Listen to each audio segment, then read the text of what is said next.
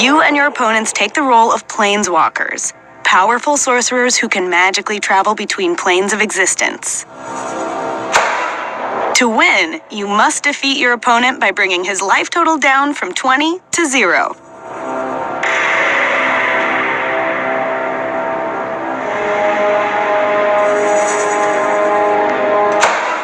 To do this, you will use a variety of tools, represented in the game as a deck of shuffled cards. All players have their own decks to play with. We call this your library. At the beginning of the game, each player draws 7 cards.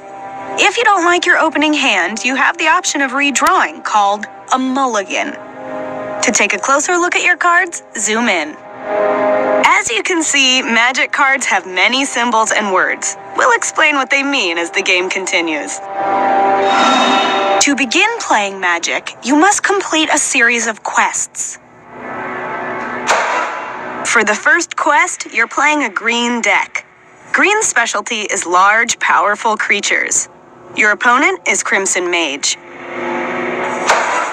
To cast spells or summon creatures, you're gonna need some resources. In Magic, the main resource, mana, comes from lands. Every turn you may play a land from your hand. Once you have enough lands on the battlefield, you'll have the mana you need to cast spells, including summoning creatures. Play a land now.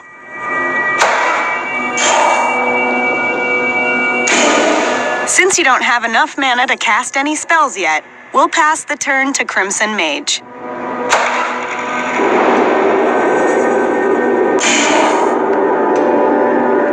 Crimson Mage will also play lands to build the resources he needs to cast spells. Now, he will cast a spell.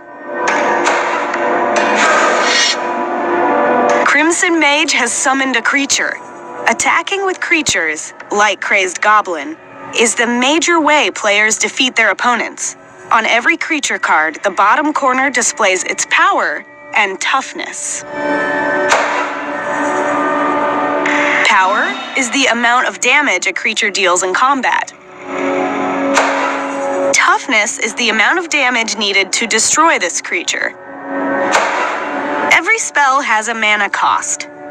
To summon Crazed Goblin, it costs Crimson Mage a single red mana. It's represented by this symbol.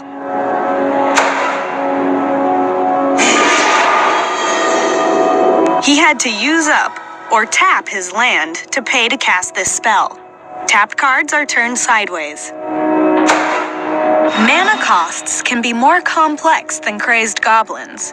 Summoning this creature will cost 4 mana, and 2 of the mana must be green. When a player gains control of a creature, it can't attack or do anything that requires tapping. This is called summoning sickness. These creatures will have a dizzy look to them.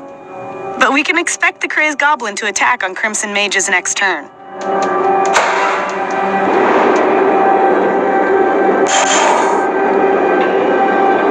Now it's our turn. Let's summon Kalonian Tusk.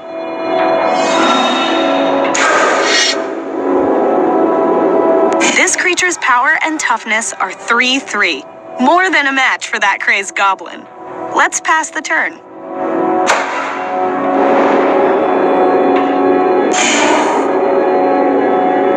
Now, Crimson Mage will play a land and then attack us with the Crazed Goblin. The Crazed Goblin has to attack because its rules say it must.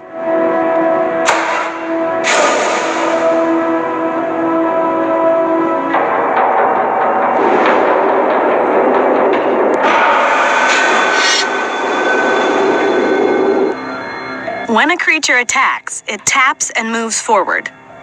Now you have a chance to respond.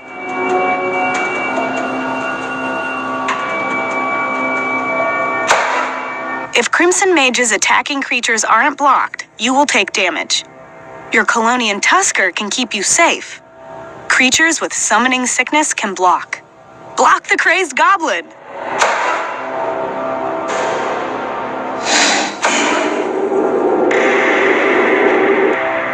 During the combat damage step, each creature deals damage equal to their power. This time, these creatures will deal damage to each other at the same time. Crazed Goblin will die, and the Colonian Tusker will survive.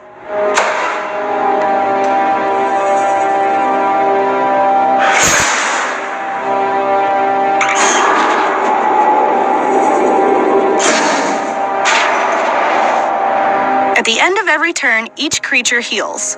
Any damage dealt to them is removed. You don't have to keep track of damage from turn to turn.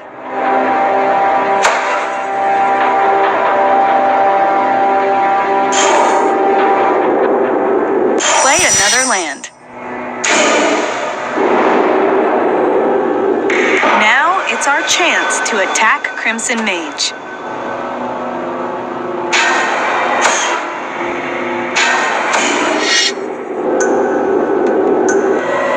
Because he doesn't have any creatures to block with, Crimson Mage will take 3 points of damage.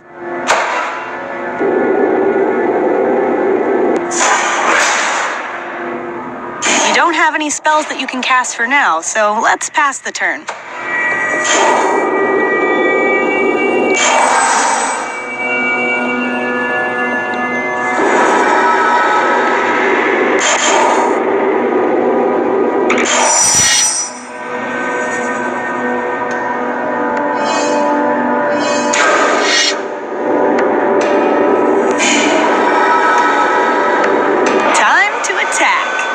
Send your Colonian Tusker into combat. Remember that you can't attack with your Rumbling Baloth yet, because it has Summoning Sickness. It's important to know that, in Magic, you can only decide that your creatures are attacking an opponent. You don't have control over which of your opponent's creatures will block. Unless the card says otherwise, blocked creatures deal all damage to the creatures that blocked them. No damage is dealt to the defending player. Blocking with small creatures to not take any damage is sometimes a good strategy.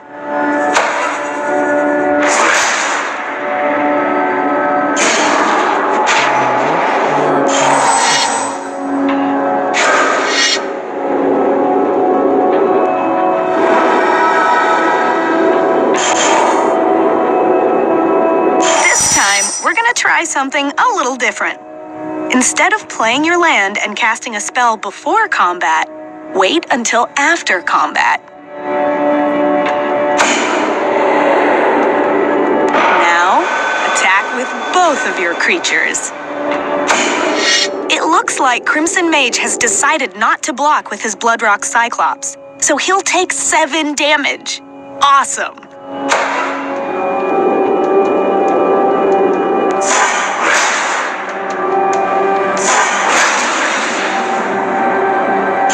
The main phase after combat, go ahead and play your land. You'll be in great shape to win if you cast this creature next.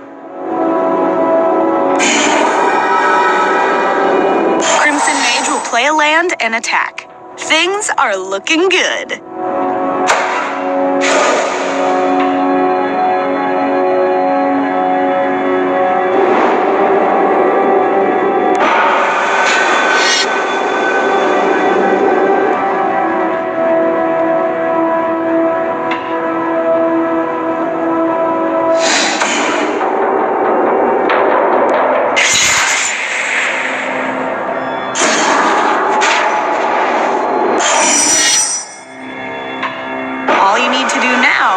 Attack with...